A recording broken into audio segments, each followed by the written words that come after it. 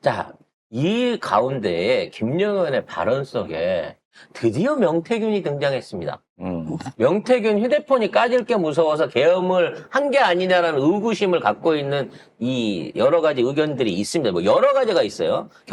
경호차장 김정은을 지키기 위해서 김성원을 지키기 위해서 한 거다부터 시작해가지고 날짜를 잘 잡아갖고 하다 보니까 한 거다. 그 다음에 황금폰 때문에 한 거다. 또는 김건희 특검법 때문에 한 거다. 모든 게 김건희를 지키기 위해서 한 건 맞는데 어찌 됐거나 이건 역시도 의심을 받고 있는 정황인 건데 명태균에 대해서 언급하면서 비상대책이 필요하다는 얘기를 했다는 거예요. 자, 실제로 도대체 12상 계엄을 왜 했냐? 그러니까 윤석열이 처음에는 야당 경고용이다. 그러니까 재판관이 잘 안 맥혀. 야당 경고용이라고요? 그러니까 아니 그게 아니고 대국민 호소용이다. 그러니까 말이 오락가락해요. 자, 그런 과정에서 김용현이가 본인이 지발로 자진 출석하지 않았습니까? 검찰에. 그때 명태균 사건을 언급을 했다고 합니다.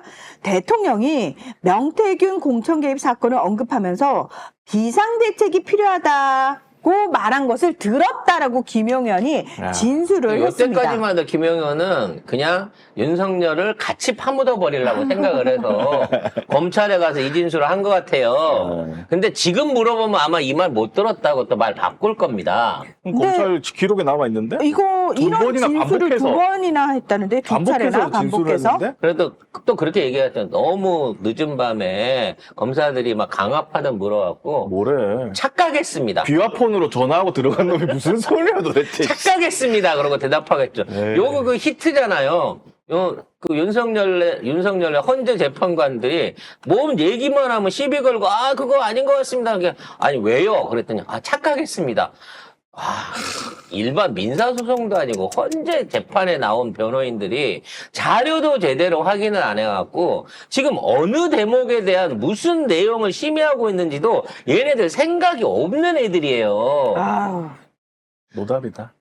아무튼 특단의 조치가 필요하다. 명태균에 대한 조치가 필요하다 그러면 진짜 계엄령이 시도됐을 때 명태균에 대한 총살 명령도 진짜로 있었던 건 아닐까. 근데 2024년 11월 4일에 명태균 수사 보고서가 대검찰청에 넘어갔어요. 못했습니다. 근데 그때 받아본 거지 이미. 윤석열하고 국방부 장관 김용현 이 사람들이 이 계엄을 계획하던 시기와 겹친다는 거지. 받아보니 계엄을 반드시 해야 되겠다. 그래서 명태균이 구속 전에 내가 들어가면 한 달 만에 이 정권 무너질 것이다라고 발언을 했잖아요. 근데 11월 4일 날 그 수사 보고서를 받아보고 딱 한 달 만에 계엄을 선포한 거죠. 그러니까 아마 보고서를 미리 유출을 시켜놓고 이거 한 달 후에 저희가 터뜨리겠습니다. 언론 발표하고 수사 본격적으로 기소위한 수사 시작하겠습니다. 라고 언지를 들은 게 아니냐. 즉 심우정이 이거 붙들고 있을 수가 없어요. 동훈이가 하도 치덕치덕 해갖고요. 이거 아무래도 한 달 안에는 터질 것 같은데요. 라고 힌트를 주지 않았을까라고 의심해 봅니다. 지금 이제 민주당이 구치소에 직접 가고 김영현을 불러내서 거기서 이제 청문회를 해보려고 했는데 결국은 나 재판 준비해야 돼요가 안 오고 거부했죠. 그래서 이제 김영현이 출석을 안 했기 때문에 추미애 의원이 김영현이 어떻게 해서 계엄을 준비하고 이렇게 왔는가, 현재까지 어떻게 진행을 해왔는가를 쭉 본인의 의견에 맞춰가지고 이렇게 돼서 이제 정리를 해 주셨습니다. 거기 관련된 건 내용이 기니까 여러 가지 다른 유튜버들한테서 보시면 되고요. 중요한 내용은 통작가가 사전에 얘기했던 이 새끼는 애초에 용산 옮길 때부터 쿠데타 하려고 용산으로 옮긴 거다라고 하는 얘기를 추미애 의원이 했다는 얘기죠. 저는 추미애 의원이랑 개인적으로 전혀 친하지 않습니다. 연락 주고받지 않고요. 저희 방송 안 보시는 걸로 알고 있는데 우리의 의견 또는 추미애 의원의 팩트 검증이 맞았다는 거예요.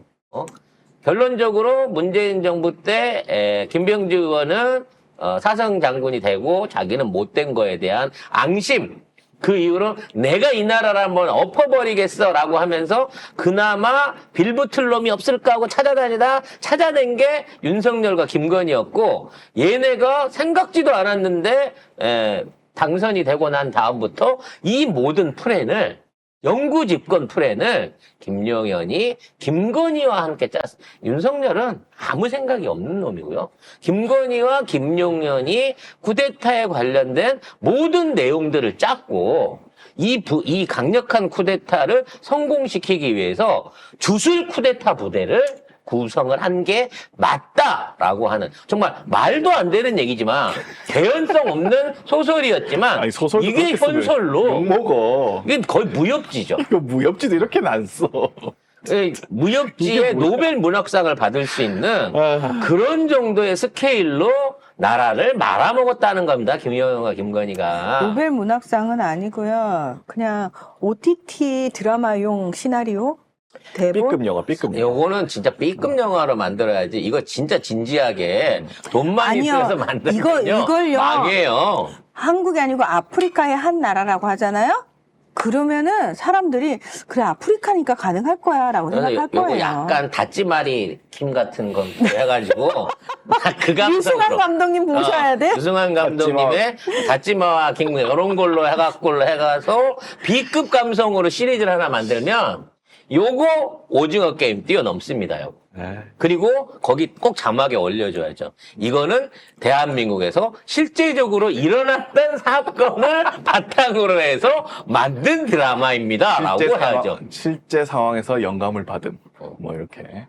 그리고 김용현이 그 지 꼬라지는 생각도 안 하는지 그 서부지법 폭동 일으킨 애들 구속됐잖아요. 그 30명한테 영치금을 쐈답니다. 여러분 10만 원밖에 못 쏩니다. 1인당. 네. 300성. 애국 청년을 위로하려. 이거 그러면 김용현이 뭔가 관계 있는 거 아니야, 이것도?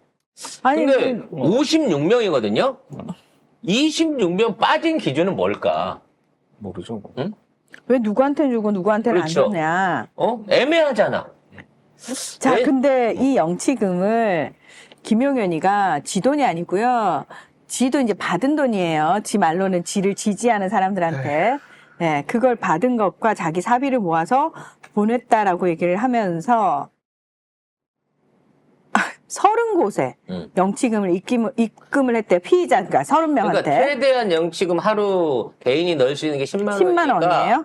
네. 10만 원씩 넣는지 5만 원씩 넣는지 확인이 안 되죠. 아, 그 최대가 10만 원이니까. 최대가 10만 원이니까. 근데 제 생각에 그 요즘 애들 세뱃돈도 5만 원 주면 화내거든요. 응? 명색이 영치금이면 10만 원 정도는 넣어주지 않았을까라고 생각합니다만 뭔 말이 상관이야. 30명이지 뭐 엄청나게 큰 돈 쓴 것도 그러게. 아니에요. 서부지법 폭동으로 자. 65명이 구속이 됐는데? 자, 보관금은, 제가 영치금을 찾아봤더니, 액수와 관계없이 접수가 가능하나, 교정시설에 보관하고 수용자가 사용할 수 있는 금액은 개인당 300만 원입니다. 그래서 이를 초과하는 금액에 대해서는 해당 기관 거래은행에 수용자 개인 명의의 통장을 개설해서 입금 보관하고 석방할 때 지급을 한다고 합니다. 그러니까 어쨌든 쓸 수 있는 게 300만 원이라는 얘기예요. 그러니까 10만 원씩 줘봐야 그냥 담배 한 갑 사피면 끝이에요. 네, 근데 30명 어떻게 골랐지, 진짜? 응? 그러니까 무슨 기준으로 골랐냐는 아니면 거지. 댓글에서처럼 뭐 배달 사고가 났나? 응? 배달 사고가 났나? 65명 다 보냈는데 보냈는데? 중간에서 센 거야? 이러면 애국 잠깐만, 이렇게 되면 할아버지들이 되네. 잡힌 사람들 입장에서는, 야, 김장관이 영치금 보냈다는데 이러고 신나서, 저 영치금 들어왔어 이러는데, 아니, 너한테는 없다 이러면은, 저는 확실한 기준이 있을 것 같습니다. 그러면 내부에서 이제, 야, 누구한테는 주고 누구한테는 안 주냐라는 얘기가 100% 나온다. 야, 그러면 그 내부인들은 틀림없습니다. 건희사랑 카페의 회원이냐 아니냐. 그 받은 사람들을 조사해봐야겠네, 그렇죠. 누군지. 그 공통점을 찾아보면 아마 퀸 건희 카페 회원들일 가능성이 저는 높다고 생각이 됩니다. 퀸건이, 아우,